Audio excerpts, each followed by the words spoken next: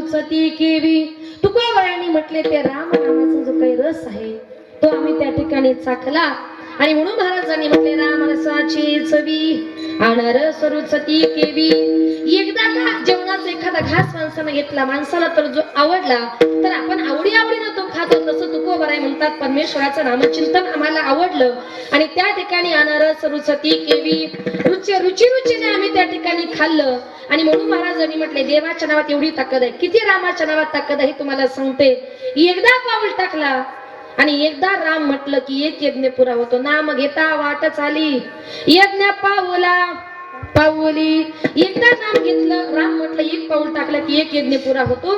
ज्या वेळेला पांडवांनी राजस्व यज्ञ केला होता, पांडवांचा यज्ञ त्या ठिकाणी पूर्ण झाला. यज्ञ पूर्ण झाला, पांडवांना गर्व झाला, आमचा यज्ञ पूर्ण झाला, आमचा यज्ञ पूर्ण झाला. भगवान कृष्ण त्यांच्या यज्ञामध्ये आले. आपला भक्त जरी असेल, कितीही जवळचा भक्त असला, देवाला आपल्या भक्ताचा गर्व त्या ठिकाणी आवडत नाही, अभिमान आवडत नाही. देवाला आपल्या भक्ताचा गर्व, आपल्या भक्ताचा अभिमान होय. तिळभर अभिमान मेरू समान वाटे देवा. तिळभर जरी अभिमान झाला ना आमच्या भगवान परमात्म्याला तो मेरू पर्वत एवढं वाटतो. म्हणून वारकरी संप्रदायामध्ये असताना तुम्ही मोठे कीर्तनकार व्हा, गायक व्हा, पक्वादी व्हा, कोणीही व्हा, पण अभिमान केला तो संपला. म्हणून असं म्हणतात गर्वाचे घर खाली. म्हणून संप्रदायात असताना माणसानं गर्व अभिमान मात्र त्या ठिकाणी बाळगू नये. आणि मग पांडवांना अभिमान झाला, पांडवांचा देखील गर्व हरणाच्या भगवंतानं केला आणि मग भगवंतानी विचार केला की अरे याला गर्व झाला, याला अभिमान झालाय, आमचा यज्ञ पूर्ण झाला, आमचा यज्ञ पूर्ण झाला. भगवंताने सांगितलं नाही. आपल्या जंगलात एक ऋषी बसलेले आहेत आणि ते ऋषी तुमच्या यज्ञामध्ये आल्याशिवाय यज्ञाची पूर्णाहुती होणार नाही. त्यावेळेला भीम म्हटला की देव, अर्जुन म्हटला देव आता जातो आणि आत्ताच्या आता त्या ऋषीला घेऊन येतो. रथ घेतला आणि अर्जुन त्या ऋषीकडे गेला. सांगितलं ऋषी आमच्या यज्ञामध्ये चला. म्हटले का? तुमच्या येण्याने आमच्या यज्ञाची पूर्णाहुती होणार आहे, म्हणून तुम्ही त्या ठिकाणी आमच्या यज्ञामध्ये चला. ते ऋषी म्हटले अर्जुना आम्ही तुमच्या यज्ञामध्ये येतो, पण मला 100 यज्ञाचं फळ पाहिजे. किती? 100 यज्ञाचं फळ पाहिजे. अर्जुन म्हटले अहो ऋषी, अहो आता कुठं एक यज्ञ आमचा पूर्ण होतोय, 100 यज्ञाचं फळ द्यायचं कुठून? येणार नाही. अर्जुन निघून आला. धर्मराजा गेला, भीम गेला, अर्जुन गेला, नकुल गेला, सहदेव गेले, सगळेच गेले. पण ऋषींनी अट घातली 100 यज्ञाचं फळ दिल्याशिवाय मी तुमच्या यज्ञामध्ये येणार नाही. त्यांनी सांगितलं प्रत्येकाने अहो आताशी एक यज्ञ पूर्ण होत आहे, 100 यज्ञाचं फळ द्यायचं कुठून? शेवटी द्रौपदी म्हटली आता मीच जाते. द्रौपदी निघाली. धर्मराजे म्हटले रथ घेऊन जा. ती म्हटली नाही मी पायी चालत जाणार. द्रौपदी पायी चालत चालत निघाली. ऋषींपर्यंत जाऊन पोहोचली. सांगितलं ऋषी तुमच्या येण्याने आमच्या यज्ञाची पूर्णाहुती जर होणार असेल तर कृपया करून तुम्ही आमच्या यज्ञाकडे चला. त्या ऋषींनी सांगितलं की द्रौपदी पांडवांनाही सांगितलं तुलाही सांगतो मी येतो, पण मला 100 यज्ञाचं फळ पाहिजे. द्रौपदी म्हटली 100 यज्ञाचं फळ पाहिजे ऋषी, तुम्हाला सांगते तुम्ही ऐका. मी आमच्या राजवाड्यापासून तुमच्या पर्यंत जवळजवळ 200 पावलं चालत आले आणि त्या प्रत्येक पावलात मी राम राम असं म्हणत आले. एकदा पाऊल टाकला, एकदा राम म्हटलं की एक यज्ञ पुरा होतो. असं मी तुमच्यापर्यंत 200 पावलं टाकत आले, प्रत्येक पावलात राम राम म्हणत आले. म्हणून तुम्ही काय करा, त्याच्यातलं 100 यज्ञाचं फळ तुम्हाला घ्या आणि 100 यज्ञाचं फळ मला द्या. असं म्हटल्याबरोबर ऋषी द्रौपदीच्या पाठीमागेच पळत सुटले. नाम घेता वाट चाली यज्ञ पाऊली. म्हणून आजपासून महिला मंडळ, पुरुष मंडळ कीर्तनातून उठल्यानंतर किती पावलं टाकायचे, किती वेळा राम म्हणायचं, किती यज्ञ पूर्ण करायचे हे तुमच्या हातामध्ये आहे. रामाच्या नावात एवढी ताकद आहे. आणि म्हणून तुकोबारायांनी सांगितलंय त्या रामाचं जे काही चिंतन आहे ते आम्ही केलं ते तुम्ही सुद्धा करा. कारण या काळामध्ये जन्माला आले ना प्रत्येकाशी चांगलं वागण्याचा प्रयत्न करा, प्रत्येकाशी चांगलं बोलण्याचा प्रयत्न करा. समाजामध्ये आपल्याला कुठेतरी मोठेपणा मिळाला पाहिजे, समाजामध्ये चांगलं नाव करण्याचा प्रयत्न करा. नाहीतर काही लोक जन्माला येतात त्यांच्याविषयी असं म्हणावं लागतं जन्माला आला हेला आणि ओझे वाहून मेला, असं आपल्या विषयी बोलता कामा नये. एका गावामध्ये एक स्त्री आपल्या नवऱ्याकडून सगळी कामं करून घ्यायची. असतात अशा काही गावांमध्ये स्त्रिया, त्याच्याकडून कपडे धुवून घेणं, भांडी घासून घेणं, स्वयंपाक करणं, दळण नेणं, अन्न सगळी कामं ती आपल्या नवऱ्याकडून करून घ्यायची. आणि त्या ठिकाणी गावातले लोक म्हणायचे काय बाई लाज सोडली, सगळी कामं नवऱ्याला सांगते. गावातल्या लोकांची ऐकायची तिला सवय झाली होती, सगळी कामं ती करून घ्यायची.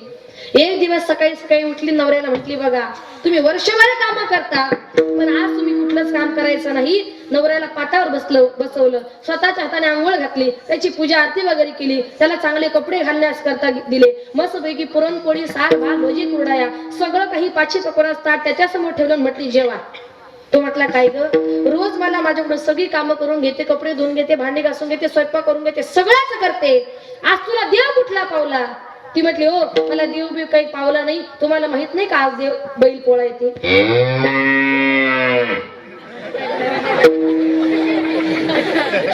पोळ्याच्या बैला हात का नाही, मर्दा हात ना, मर्दासारखं वागण्याचा प्रयत्न करा. आणि सृष्टी मला खूप चांगला आहे, पाहिजे तशी आवाज येतो.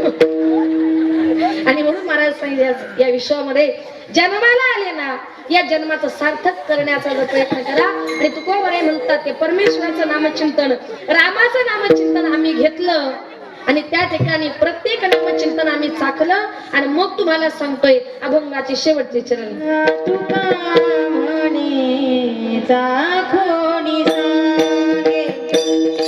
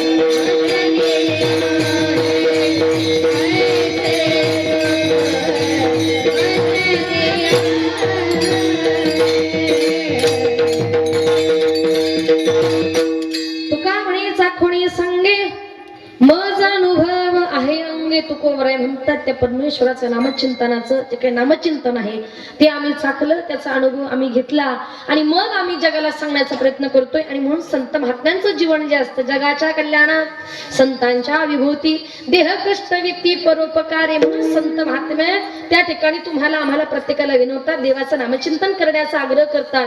याला कारण का, तुम्हाला संताचे पाय धरल्याशिवाय संताविन प्राप्ती नाही ऐसे वेद देती ग्वाही.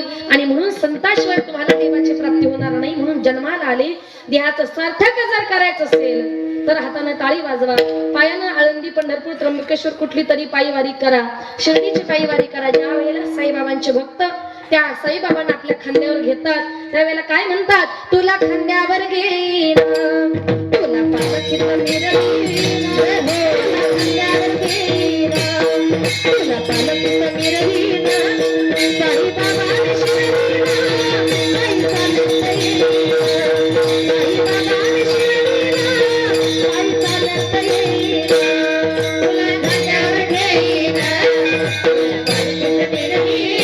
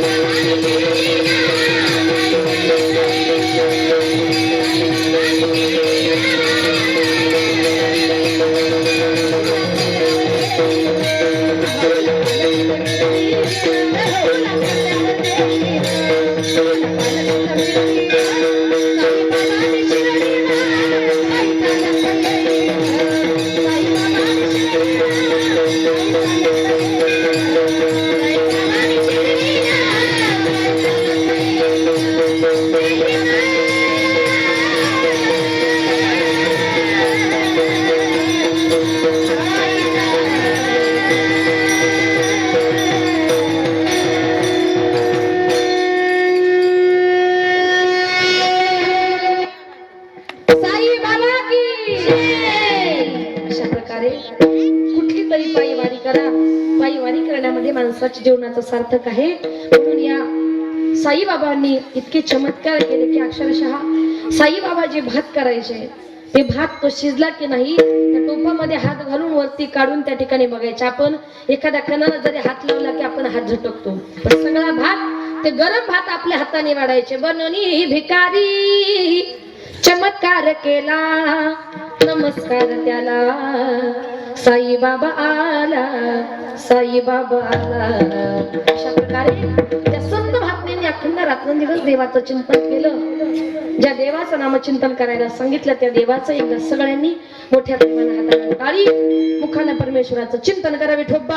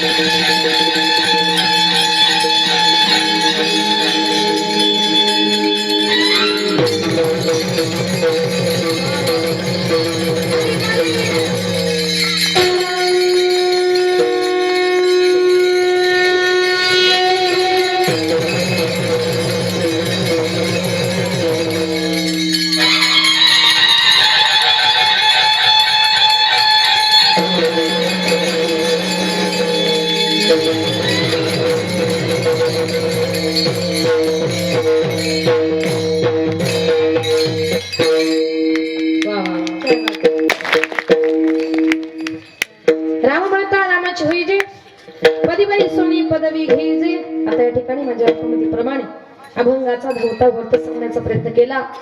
उरलेल्या वेळेमध्ये 10-15 मिनिटांमध्ये थोडस शेवटचं समाज प्रबोधन घेणार आहे. एके ठिकाणी संत तुलसीदास म्हणतात की माते, तुला जर मुलाला जर जन्म द्यायचा असेल तर अशा मुलाला जन्म दे. तो मुलगा शूर असला पाहिजे, वीर असला पाहिजे, रणांगणातून शत्रूला भिवून न पळणार असला पाहिजे, परमेश्वराचं चिंतन करणार असला पाहिजे. जननी जने भक्त बने दाता बनिया शूर, नाही तो बरी वांज भली क्यों खाया नूर. माते, चांगल्या मुलाला जन्म दे, नाहीतर तू वांज राहिली तरी चालेल. आई वडिलांनी जर आपल्या मुलांवर चांगल्या प्रकारे संस्कार केले तर निश्चितच मातांनो पितांनो आपली मुलं चांगली जन्माला येतील. संस्कार म्हणजे काय? ज्या वेळेला स्त्री गरोदर असते, गरोदरपणी प्रत्येक महिन्यात त्या स्त्रीने आपल्या गर्भावर संस्कार करताना काय म्हटलं पाहिजे? बाई पहिल्या ग मासी, बाई पहिल्या ग मासी, उभी होते मी अंगणात, डाव्या कुशीला रंगनाथ ग, जो बाळा जो जुले जो, डाव्या कुशीला रंगनाथ ग, जो बाळा जो जुले जो, बाई बसऱ्या ग मासी, मी आठवीत होते हरी, आले संकट काश्मीरावरी ग, जो बाळा जो जुले जो, बाई तिसऱ्या ग मासी, मी वाजवीत होते टाळ, संत रूपान येईल बाळ ग, जो बाळा जो जुले जो, संत रूपान येईल बाळ ग, जो बाळा जो जुले जो. म्हणजे अशा प्रकारे प्रत्येक महिन्यात जर मातेने आपल्या गर्भावर आपल्या मुलांवर चांगले संस्कार केले, निश्चित मातांना पितांना आपली मुलं चांगली जन्माला येतील. पण आताच्या काळामध्ये काही माताच अशा आहेत की त्यांना आपल्या गर्भावर आपल्या मुलांवर संस्कार कसे करावे हे माहित नाही. त्या माता काय करतात, 1-2 महिने झाले गरोदर राहिल्या, डॉक्टर काय सांगणार, तुम्हाला आरामाची गरज आहे. मग गरोदर राहिल्यानंतर आराम करायला कुठे जायचं? महिला मंडळ कुठे जायचं? माहेरी. बरं, माहेरी गेल्यावर करमणुकीचं साधन काय? टीव्हीनं वाटोळ केलं नाही, काय ठेवले? अहो, ती माता गरोदर असते, गरोदरपणे टीव्ही पुढे बसते, एखादा पिक्चर लावते, एखादं गाणं लावते, ती माता तो टीव्ही बघता बघता झोपते, ती माता झोपते, पण तिच्या पोटातला गर्भ सगळे गाणी आणि पिक्चर ऐकत असतो. असे परिणाम जर त्या गर्भावर झाले, एकदा का मुलगा जन्माला आला, कोणाच्या तरी वरातीला हळदीला गेला, तुम्ही तो बँडवाल्या अरे बजाव ना. आणि म्हणून अशा प्रकारे कुठेतरी संस्कार करताना आपण जर चुकलो तर आपली मुलं वाईट मार्गाला जातील. आपले आईबाप काय करतात, लहानपणी मुलाला झोपी लावताना एकच गाणं म्हणतात, वटाना फुटाना शेंगदाणा उडत चालले टनाटना, वाटेत भेटला तिळाचा दाना. आपल्या मुलांवर संस्कार कसे? वटाना फुटाना शेंगदाणा. याचा परिणाम काय होतो? एकदा का आपली मुलं मोठी झाली, मोठ्या मोठ्या पार्ट्यांना बसली, तर त्यांना दारूच्या बेरच्या बरोबर वटाणे फुटाणे शेंगदाणे सगळे काही चूक मुलाचे आहे का? कुठेतरी लहानपणापासून संस्कार करताना आई बाप कमी पडले. म्हणून मातानं पितानं तुमचा मुलगा वाईट वळणाला गेला, चांगले संस्कार करा, जेणेकरून आपली मुलं आपल्या आई वडिलांना त्या ठिकाणी सांभाळतील. आताच्या काळामध्ये जोपर्यंत मुलाचं लग्न होत नाही तोपर्यंतच मुलगा सांगतो आई माझी बाप माझा. एकदा का मुलाचं लग्न झालं, कुणीतरी एक परगिरची मुलगी घरात येते, नवऱ्याला सांगते, या घरात मला तुमच्या आई बाप बहीण भावंड कुणीच नको. पण त्यांचं नातं जर बघितलं ना, लहानपणी कसं असतं, त्या ठिकाणी बायकोच्या सांगण्यावर आई बापाला घराच्या बाहेर काढतो. एकदा का आई बाप घराच्या बाहेर गेले, बायकोला घेणार, घरात बसणार, काम नाही धंदा नाही, बसपैकी एक ताट घेतो, रोज सकाळी सकाळी बायकोची आरती करतो. जय देव जय माझी बायको, तुझे सांगशील तेच मी ऐको, जय देव जय देव. तुमच्याकडे आहे का बायकोची आरती? राजापूरला आले तरी करू नका बरं, एवढ्यावर काय मन समाधान होत नाही. परत ताट घेतो, परत आरती करतो. आग आग बाईले सर्व तुला वाईले, तू माझी देवी मी तुझा भोप्या. भोप्या होती घरात, आई बाप कुठं घराच्या बाहेर. पण आम्ही सांगत नाही तुम्ही तुमच्या बायकोची आरती करू नका, प्रेम करू नका, अवश्य करा, पण कधी करा? तुमची बायको जर तुमच्या वडिलांची सेवा करत असेल तर तुम्ही तिची सेवा करा, आणि तुमची बायको जर तुमच्या वडिलांची सेवा करत नसेल, तुम्हालाही तिची गरज काही भामटी नाही सुद्धा म्हणत. म्हणून या विश्वामध्ये आई बापासारखं श्रेष्ठ दैवत नाही. पूर्वीचा एका जर बघितला, पूर्वीच्या काळी माता रात्रंदिवस कुठलंही काम करताना दळिता कांडिता जेविता गे बाई, हरी बोला देता हरी बोला घेता, उठता बैसता हरी बोला. पूर्वीच्या काळी माता कुठलंही काम करताना कामामध्ये काम, काही म्हणा राम राम. पूर्वीच्या काळी माता जात्यावर बसायच्या, देवाच्या नावाच्या ओव्या गायच्या. सुंदर माझे जाते ग फिरते बघते ग ओव्या गाऊ कौतुके तू देवा विठ्ठला. रात्रंदिवस ओव्या गाऊन स्वरात दासी जणीच्या घरात दळण दाळीले सख्या श्रीहरी आळचोनीचा माझ्यावरी ओव्या गाऊन स्वरात दासी जणीच्या घरात दासी जणीचा तू माया बाप तुझी चोरी करण्याचे नाही गेले पाप कोठे गेली तुझी जादूगिरी आळचोनीचा माझ्यावरी उभ्या गाऊन स्वरात दासी जणीच्या घरात. अशा प्रकारे संस्कार अशा प्रकारच्या ओव्या पूर्वीच्या काळच्या होत्या. परिणाम त्यांच्या पोटी ज्ञानोबाई, तुकोबाई, संत वीराबाई, संत मीराबाई, संत सुखूबाई, शिवाजी सरकाराच्या, संभाजी सरकाराच्या अनेक नेते मंडळी मिळाले. याला कारण का? त्यांच्या आई बापाचे संस्कार. चांगले संस्कार करा जेणेकरून आपली मुलं वाईट व्यसनांच्या आहारी जाणार नाही. वाईट व्यसन म्हणजे कशाचं? दारू पिणं, बियर पिणं, गुटखा खाणं, अशा अनेक प्रकारचे वाईट व्यसन आहेत.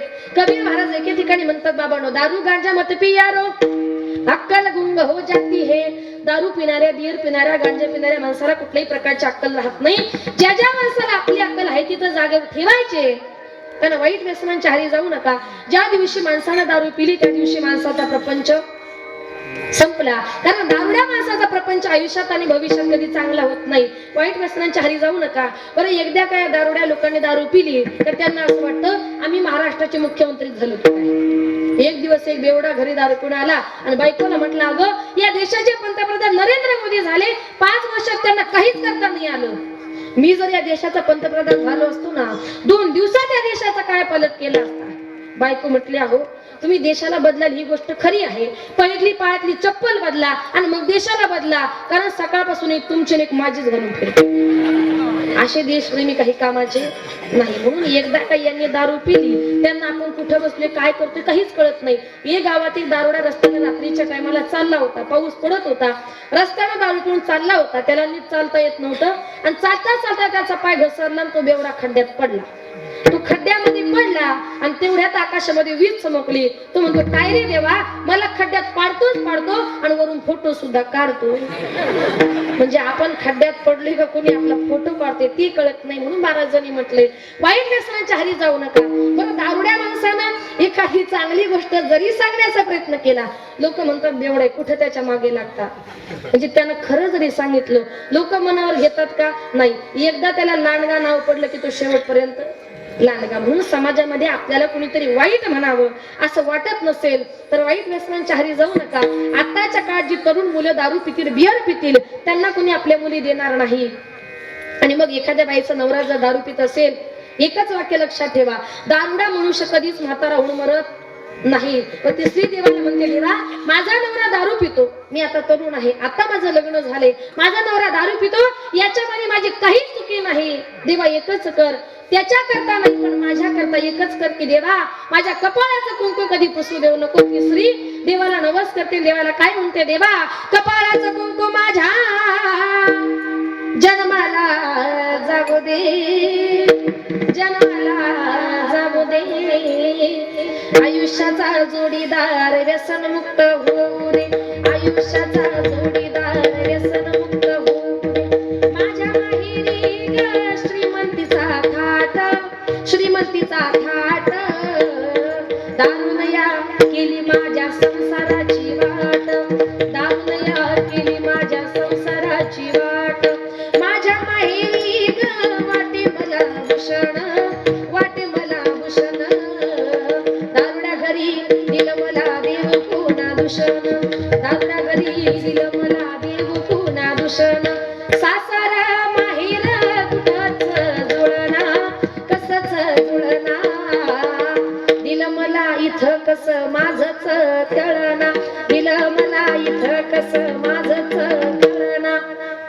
अशा प्रकारे नंतर ती मुलगी याला त्याला दूषण देते, पण कृपया करून आई बापाने आपल्या मुली दारुड्या घरात देऊ नका. आणि चुकून जर एखाद्या आई बापाने आपली मुली दारुड्या घरात जर दिली, आयुष्यभर त्या आई बापाला आपल्या मुलीच्या किराणा सामानापासून ते सगळा प्रपंच करावा लागतो. अशी वाईट वेळ जर आपल्यावर येऊ द्यायची नसेल तर आपण म्हणतो या देशात दारूबंदी व्हायला पाहिजे. आई बापाने जर आपल्या मुली दारुड्या घरात दिला नाही, दारूची दुकानं बंद व्हायला वेळ लागणार नाही. जे वाईट आहे ते सोडा. आताच्या काळामध्ये आपण जर बघितलं, जे काळाला सांगण्याची गरज वाटते ती म्हणजे भ्रूण हत्या. मुलींच्या हत्या इतका वाढल्यात. पोटामध्ये मुलीचा गर्भ असेल तर घरातले म्हणतात मुलगी आम्हाला नको. मुलगी म्हटलं की त्यांच्या अंगाला काटा येतो. पण लक्षात ठेवा, ज्या दिवशी मुलगी घरामध्ये जन्माला आली त्या दिवशी तुमच्या घरात लक्ष्मी आली असं समजा. आणि त्या लक्ष्मीला तुम्ही जन्माला यायच्या अगोदरच जर मारलं, तुमच्या हातामध्ये आयुष्यात परत कधीच लक्ष्मी येणार नाही. लक्ष्मीच्या जन्माचं स्वागत करा, लक्ष्मीचा अवमान करू नका. एक वाक्य असंही असं म्हणतात, ज्या घरामध्ये स्त्रियांचा आदर सत्कार सन्मान केला जातो त्या घरात लक्ष्मीचे कधीच कमी पडत नाही. स्त्रियांचा मुलींचा आदर आतिथ्य सत्कार सन्मान करण्याचा प्रयत्न करा. तुमच्या हातामध्ये आयुष्यात लक्ष्मी कधीच कमी पडणार नाही. मुलीचा गर्भ पोटामध्ये असतो. आजी म्हणते नको, आजोबा म्हणतायत नको, घरातले काकी चुलते सगळ्याच म्हणतायत नको. ती चिमुकलीला समजतं की अरे माझ्या घरातले लोक मला मारण्याचा निर्णय घेतायत. ती चिमुकली गर्भातून आईला म्हणते, आई एकच विचार कर, तुझ्या जन्माच्या टायमाला तुझ्या आई बापानी जर हाच निर्णय घेतला असता तर आई तू या जगामध्ये जन्माला आली असती का ग? हाच विचार कर. मला देखील या जगामध्ये जन्माला येऊ दे. आई दादा शाळेत जातो, वॉटर बॅग घेतो, मुलांमध्ये खेळतो, बागडतो, अभ्यास करतो. आई मला सुद्धा खूप खेळायचंय ग, खूप बागडायचंय ग, मला देखील हे सुंदर जग बघायचंय ग. ती चिमुकली गर्भातून आपल्या आईची विनंती करते. त्या चिमुकलीच्या गर्भातले बोल जरा व्यवस्थित ऐका. ती चिमुकली आपल्या आई बापाची विनंती करते आणि काय म्हणते, आई 9 महिने 9 दिवसाना मला जग बघण्याची घाई.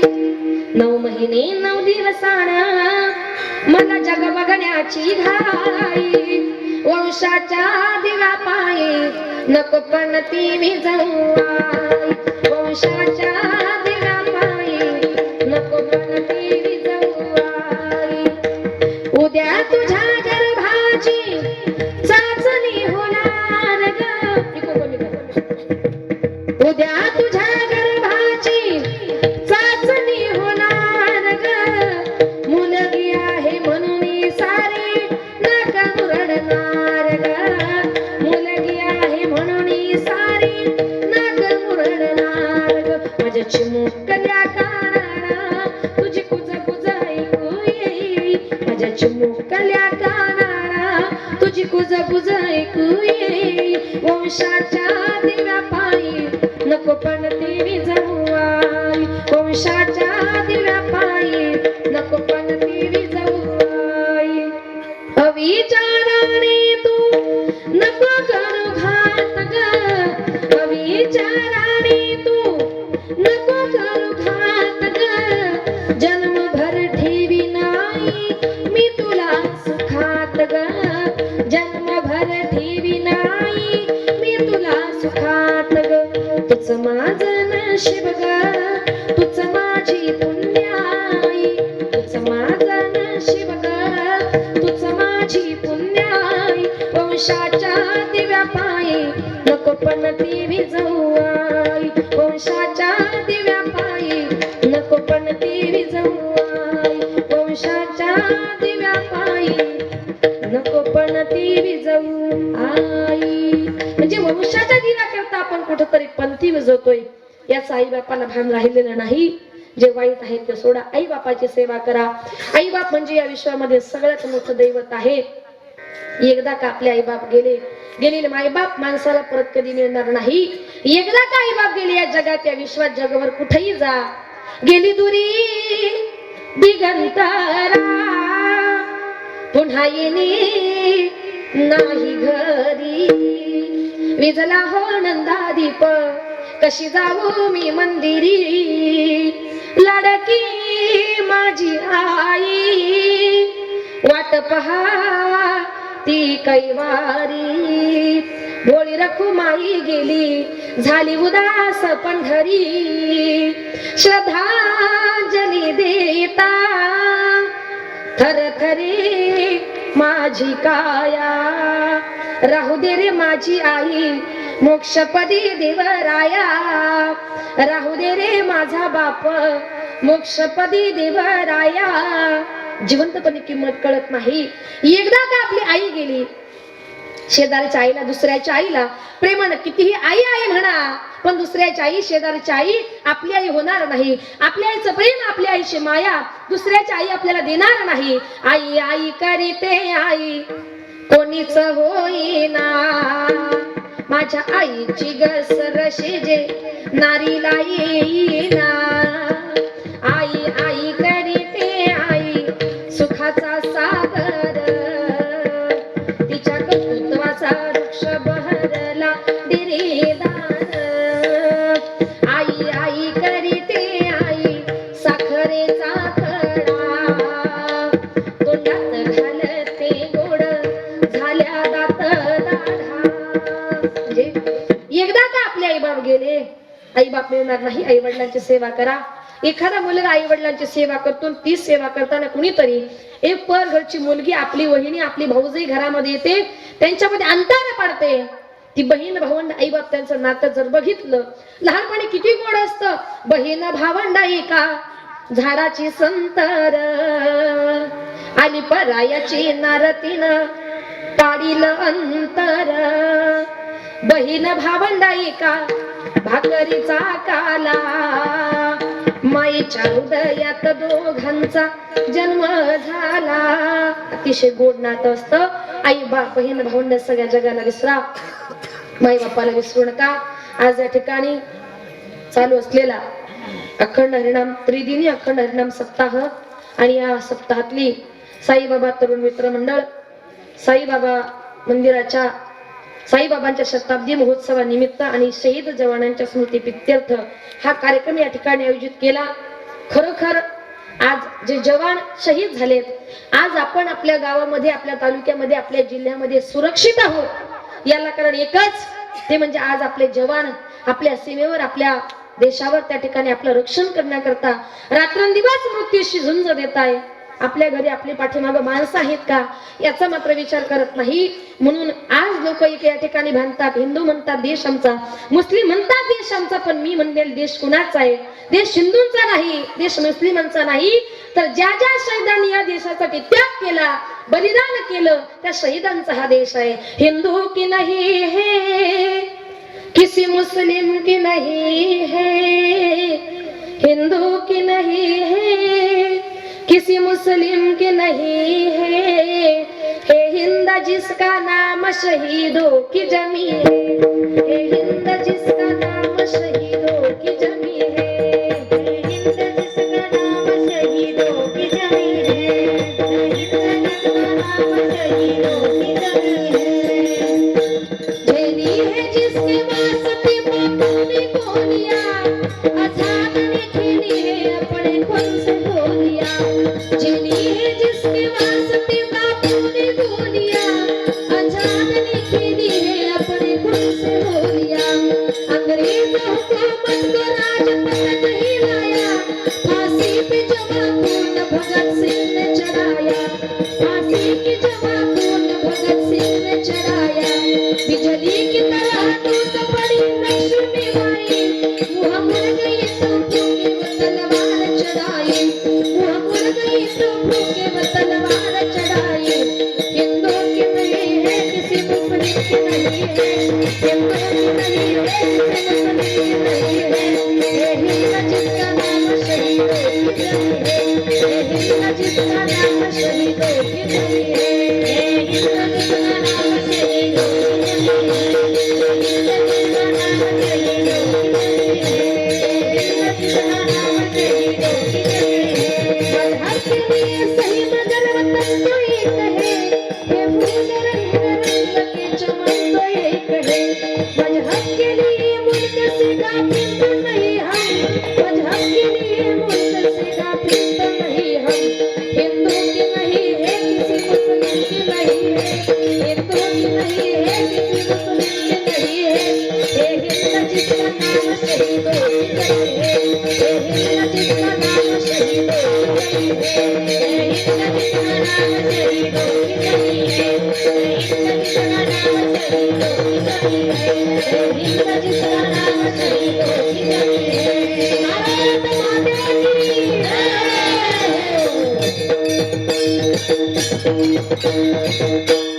प्रकारे ते जवान शहीद झाले आणि त्या शहीदांची आठवण म्हणून आज या ठिकाणी महाराष्ट्रामध्ये अनेक प्रकारचे महिला सप्ताह होतात, पण आज हा असा पहिला सप्ताह असेल का जो सप्ताह आज जवानांची शहीदांची तुम्हाला आम्हाला प्रत्येकाला आठवण करून देतोय. असा सुंदर महिला सप्ताह साईबाबा चरित्र पारायण सोहळा साई बाबांच्या शताब्दी महोत्सवाच्या निमित्ताने गोड असा त्रिदिन नाम सप्ताहाचा कार्यक्रम ज्यांनी आयोजित केला ते संपूर्ण साईबाबा तरुण मित्र मंडळ आणि आमच्या आदरणीय परमार्थ प्रेमी आमच्या मैत्रीण म्हटलं तरी चालेल जे सविताई तिकांडे. तर ही एक सुंदर प्रकारे कीर्तनकार आहेत. त्यांचे पती श्री विशाल तिकांडे आणि आमच्या आदरणीय आपल्या गावचे माजी सरपंच नावच लक्षात देवराम भाऊ हसे हे सगळी मंडळी आणि आमचे भारत महाराज मंडळ असतील समोर बसलेले महाराज ढगे महाराज खरोखर आणि सगळ्या मंडळाच्या वतीनं नवी एकल्याचा खेळ म्हणून ही मेळ जमविला. सप्ताह करणं म्हणजे काही एकट्या माणसाचं काम नाही. मी देखील महिला सप्ताह केला भिवंडीमध्ये. आताच दत्त जयंतीच्या अगोदर 2 दिवस त्याचा काला झाला. आम्ही देखील हे सप्ताह करतो. ताईंनी हा सप्ताह केला आणि त्यातल्या त्यात महिला सप्ताह करणं म्हणजे काही सोपी गोष्ट नाही. फार मोठं नियोजन, फार मोठं त्या ठिकाणी माणसाचं जे काही जीवन आहे ते त्याच्यामध्ये ओतावं लागतं. तर येतानाच मला म्हटलं की ताई विठोबा रुक्माई झालं का विना घेऊन कीर्तन करणं सोपं आहे, पण नियोजन करणं फार अवघड आहे. अतिशय धावपळ माणसाची होत असते. तरी देखील आज आपण सुंदर नियोजन केलं. आपल्या गावामध्ये आपल्या परिसरामध्ये हा पहिलाच महिला सप्ताह आहे आणि सुंदर नियोजनामध्ये आनंदाच्या वातावरणामध्ये हा सप्ताह या ठिकाणी पार पडला. पहिल्या दिवसाची सेवा आदरणीय ताईंच्या वतीने या ठिकाणी मला मिळाली. त्याच्यामुळे तुमच्यासारख्या मायबापांचं दर्शन या ठिकाणी मला घडलं आणि त्याबद्दल तुमच्या सगळ्या राजापूर ग्रामस्थांचे मनपूर्वक आभार.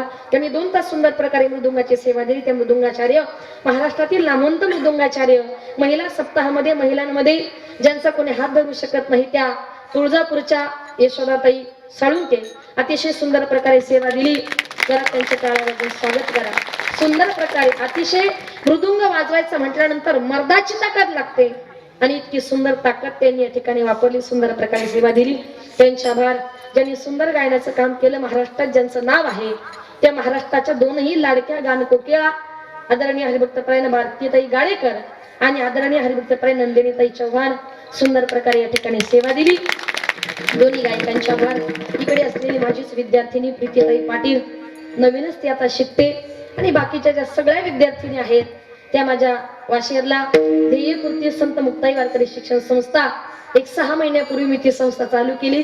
संस्थेचं नवीन बांधकाम केलं आणि सुंदर प्रकारे या सगळ्या मुली माझ्या संस्थेमध्ये सध्या 17 विद्यार्थिनी आहेत. त्याच्यातल्याच काही विद्यार्थिनी या ठिकाणी आल्या. आपलं स्टेज थोडंसं कमी पडलं. मुली भरपूर आहेत पण स्टेज थोडंसं छोटं आहे. आज आपण बघतो लहान लहान मुली आहेत आणि या सगळ्या मुली आज या ठिकाणी इतक्या सुंदर नाचल्यात. त्यांचे देखील आभार. आणि सगळ्या आपल्या गावातील 2-3 मुली गावातल्या आपल्या 3 मुली आहेत. एकीने विना घेतल्या, बाकीच्या 2 उभ्या आहेत. तिथे उभं राहायचं म्हणजे सोपी गोष्ट नाही. भगवान परमात्म्याची कृपा. धन्य माता पिता तयाचिया सगळ्यांचे मायबाप धन्य. आणि तुम्ही या कार्यक्रमाकरता ज्यांनी आमचा आवाज तुमच्यापर्यंत पोहोचवला ते सावसृष्टीवाले सिन्नर तालुक्यामध्ये संगमनेर तालुक्यात मृदुंग वाजवण्यात ज्यांचं नाव आहे ते रामदास महाराज कांडेकर. खूप सुंदर मृदुंग तो वाजवतो आणि म्हणून आज या ठिकाणी त्यांची सृष्टी आहे रामदास महाराज कांडेकर. त्यांचे देखील या ठिकाणी मी मनपूर्वक आभार मानते. आमचा आवाज तुमच्यापर्यंत चांगला गोड पोहोचवला आणि तुम्ही सगळी श्रोतूवर्ग या कार्यक्रमाला मोठ्या संख्येने उपस्थित झालात. माझ्या माता भगिनी पुरुष वर्ग सप्ताहाचा पहिलाच दिवस आहे पण एवढी चांगली उपस्थिती आपण दाखवली आणि त्यातल्या त्यात माझ्या महिलांचे जास्तच आभार. कारण तुम्ही यांच्यापेक्षा जास्त आल्या. 80% उपस्थिती आपली आहे. तुम्ही सुद्धा एवढ्या मोठ्या संख्येने या ठिकाणी उपस्थित झालात. आनंदाची गोष्ट आहे. पण आपल्या गावात हा सप्ताह पहिल्यांदाच होतोय. कृपया करून सगळ्या श्रोत्यांनी एक विनंती आहे उद्या येताना अजून 1-1 जण बरोबर घेऊन या आणि म्हणून जेणेकरून हा सप्ताह शेवटपर्यंत या ठिकाणी त्याचा वेळ गगनावर गेल्याशिवाय राहणार नाही. तुम्हा सगळ्या श्रोत वर्गाच्या या ठिकाणी आभार. माझे पती श्री प्रकाश पांडू पाटील ते या ठिकाणी उपस्थित आहे. त्यांचे देखील मनपूर्वक आभार. माझी आई या ठिकाणी आहे. माझ्या ननंदबाई आमच्या दर्शनाताई म्हात्रे आहेत. माझी छोटी बहीण कीर्तनकार सुनीताताई गजे ती देखील या ठिकाणी आहे. ऐश्वर्या आहे, आमची डॉली आहे, अशा सगळा आमचा परिवार. आणि सुट्टीच्या निमित्ताने नाताळच्या सुट्ट्या लागल्या म्हणून आमचा सगळा परिवार इकडे आलेला आहे. त्या सगळ्यांचे मनपूर्वक आभार मानते. आमचे शिवाजी भाऊ संस्थेवर लक्ष देणारे शिवाजी भाऊ गिरी असतील, म्हणून ज्यांना कोणाला आपल्या मुली आपल्या या संस्थेमध्ये दाखल करायचे असेल, फक्त मुलींकरता ती संस्था आहे, त्यांनी माझ्याशी कॉन्टॅक्ट करण्याचा प्रयत्न करा.